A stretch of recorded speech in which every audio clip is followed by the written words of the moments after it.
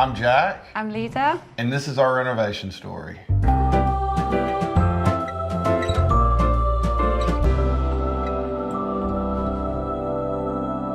In about 2017, we were living 4 houses down from here in another house in the same neighborhood. We always have walked past this house for many, many years, and we always loved it. It was very original on the outside, which we love. The windows are original. The house has a big porch, which we really liked. The yard was great. We noticed that they were, moving and taking stuff out of it. We took a chance and went for it. They were happy to sell it to somebody that was living in the neighborhood, and our plans to kind of maintain the historic nature of the home. We honestly had no idea of the lot size when we bought it. We had no idea what we could do here. We have had no idea how to do even a renovation. So it was all very new, but it felt good, so we went for it. But I was a nervous wreck. It was super nerve-wracking, and we had no idea what we were doing. But Liza had a vision, and Liza wanted to do a renovation, and it did feel right. I mean, this house was so cool already, and then the chance to be able to upgrade it and make it modern was really exciting. I try to preserve what's natural and what's here already and make it last. It's an older home that we kept all the original windows, and it's the same with my work. I try to buy things and sell things that last. Oh my gosh, yes, it's such like a Liza house in every way, in terms of everything she sells has to be natural, organic, sustainable. And in a way, she saw this beautiful home sitting here untouched, and she wanted to sustain the old home in the neighborhood. And so we grabbed it up, and she tried to change as little as possible while at the same time bringing everything up to be modern and functional. On the exterior, it was kind of a typical just Ormwood Park bungalow. From the beginning of the project, they'd said that, hey, there's asbestos siding, that looks like asbestos, we're gonna have to have that professionally removed. We didn't even know it was an option to not remove it, and so as we got deeper into the project and budget started to get more and more thin, it was like, we don't have budget to remove it, and then this other solution started to materialize, which is let's just cover it up. The covering it up for me was a bit of a head scratcher, because I felt like we were gonna have this sunken house, but they trimmed out the windows, and somehow you can't even tell that there's actually a sided house underneath our sided house. We were like, oh my gosh, this is so great. This worked out perfect. Here we are in the front room of our house, the old part of the house. All of this is original. We didn't do anything other than paint. Yeah, the one big change that did happen in this room is that there was a built-in here. That built-in was part of the reason why we bought the house. And then we thought we loved the built-in. And it had these amazing built-ins, but the more we got into the house, the more we realized the built-in made it feel closed off in the front. And then the consensus was that it wasn't even original. It was something that had been tacked in. Once we got into the project, it just felt a lot better to take the built-in out, to go and open up this part of the house with the rest of the house. It really overall came out much better, cleaner.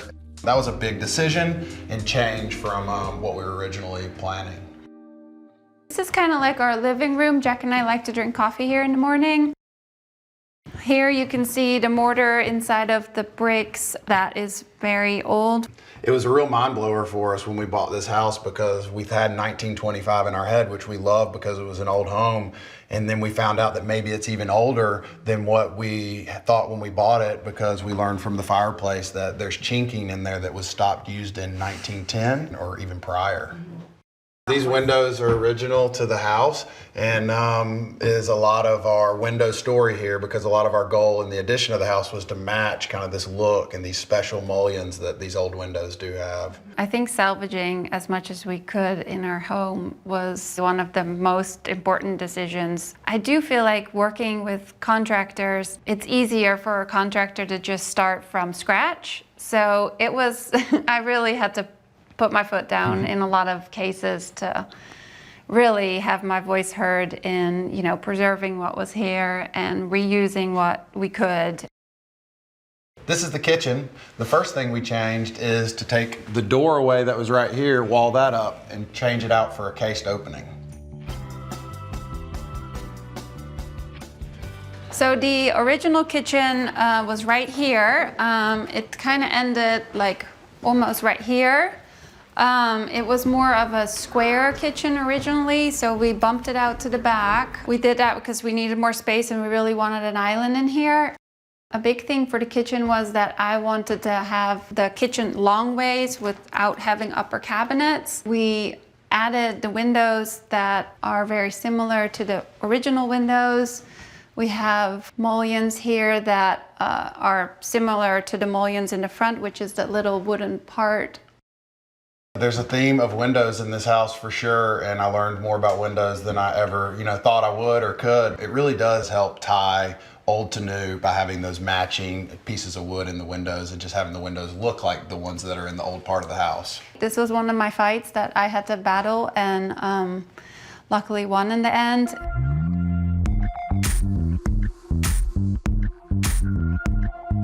This is actually one of the only parts in the house where the old floors meet the new floors.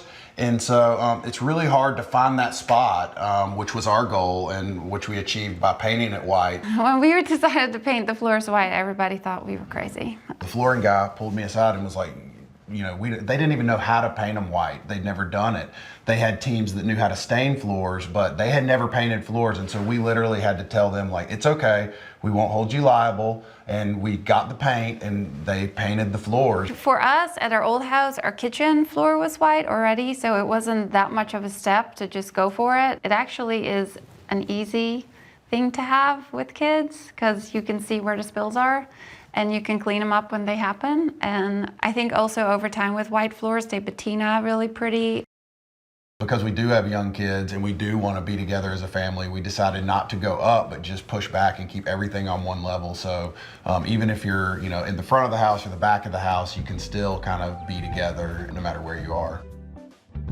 So the kitchen leads into our family room, which is right here. In here, we really wanted to have the vaulted ceiling, which was something I always really wanted. It wasn't an easy thing either because it wasn't in any of our plans. So we kind of just had to do it as we went. We had a great guy that did all our woodworking and he was able to finish it for us. Another part is the windows. Again, it has the same mullions as it has in the kitchen. Originally, the windows were supposed to just be regular sized windows like we have in the kitchen, but this was another one of my pushes that I really wanted to have an open space where lots of light.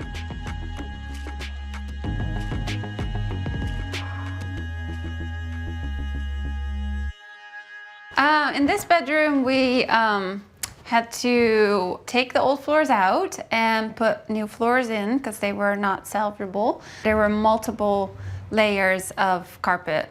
There was like a base layer, and then there was like a foam layer and another layer and a really thick like plushy carpet that was on top of it. So almost when you walked in there, the floor was cushiony. There were that many layers of carpet. Yeah, they'd been cut apart. I think there was a piece of plywood patching together part of it. So yes. It was pretty gnarly underneath that carpet. We also have made the windows right here symmetrical. The wall kind of cut the window off at the end. So we bumped out the wall right there and trimmed out the windows again. The windows here are probably one of my favorite things in the room, and it was a big effort to hold on to them. They were originally a bit lopsided. We had to actually have somebody come out and jack up the house because the wall was uneven here, and they did it kind of one bit at a time, and we all kind of sat here and held our breath, and miraculously the crew was able to make the wall even and get the windows even without breaking them, which was the main goal. Now they're just so beautiful. We love looking out them every day. A big part of the project was holding on to the window in the bathroom. Yeah. So here in our bathroom, we saved the window that was originally more towards the right of the house, towards the end of the house.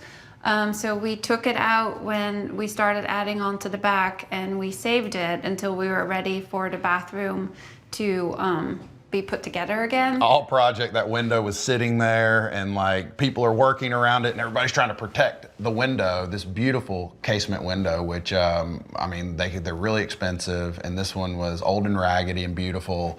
And yeah, we protected it the whole project, and when it came time, they installed it right there over our vanity, where kind of it had always sat. And so it's so cool that that window is still there. So we actually had this vanity made, so the window is symmetrical on this wall right here. And we opted out actually not having mirrors here, just because we wanted to keep the window. And it actually, you know, we can live without a mirror. So it was a little bit of getting used to, but we use this little mirror, and it works. We were at the end of the project. We were excited. It was all coming together, and then really tragedy struck. You know, I got a call from what's going to be my new neighbor letting me know that there was an accident, and a tree actually fell. There was this humongous oak tree on the backside of the property, and not the entire tree, only a branch, but was pretty much the size of a tree. This branch was so large, fell right across the back of the new part that we added on, and pretty much destroyed it. And then rain ensued, and all the water damage came in and destroyed it even further. It was heartbreaking to see. We were so close. Luckily, we had insurance, and we picked ourselves up, and we just rebuilt again, and that was part of the delay. I think without that, we would have moved in under a year, but that definitely pushed us kind of over timeline. So it was not an issue in the end, but it was definitely stressful going through that part of the process. It was a hard thing to do, but I think in the end, when you can see, you know, just the vision that we had to the completion of the house, it like makes us so happy with our house. Like when we don't see it for a while, or we're not home and we come back, we're always like, oh, you know, it just feels good. It's our hearts. I'm just so proud of like Liza having the vision and us seeing it to fruition, and that we were able to complete this project really with her design vision in mind, and sustain. What I learned is honestly just, you know, go for what you feel, and just also make it a point to keep going for what you feel, to not stop. Let your voice be heard, because in the end, that's like we had to live here. We had to decide to like fight for certain things and really go to town and like battle it out until we got what we wanted. And at times that was hard, but you know, we now are very happy with what we've done, and happy for the fights we had, and happy for the battles we had to fight to get the right mullions, and to go with the white floors, and to use the old window. Pick your battles and fight them.